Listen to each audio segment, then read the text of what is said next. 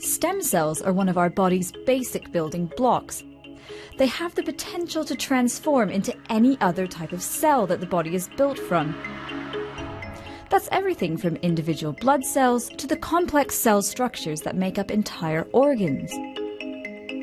Here at the University Medical Centre Utrecht, they are experimenting using stem cells in 3D bioprinting.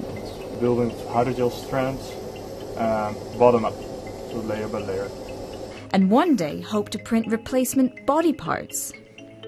This printer works the same way as the ones we've seen in manufacturing. It deposits biological material layer by layer, but there are some significant differences.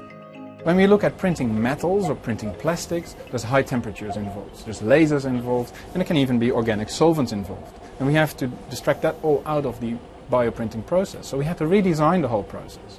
And therefore we use an environment which is more like the human body, based on predominantly water.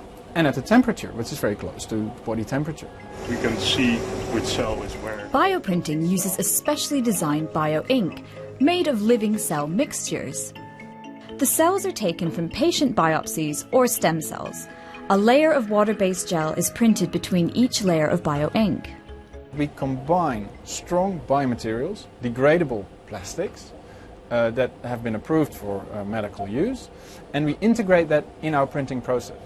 And therefore you get like reinforced concrete. One of the main challenges to bioprinting is creating vascular systems to supply blood to tissue. A focus now is on creating tissue-like structures to test toxicity of drugs or medical advancements without having to use people as guinea pigs. In the future, 3D bioprinted skin and replacements for damaged or diseased body parts may become reality. But right now, innovations in medical technology using traditional 3D printing continue. UMC Utrecht was also the first hospital in the world to implant a 3D printed skull. This operation happened earlier this year and the patient is recovering well.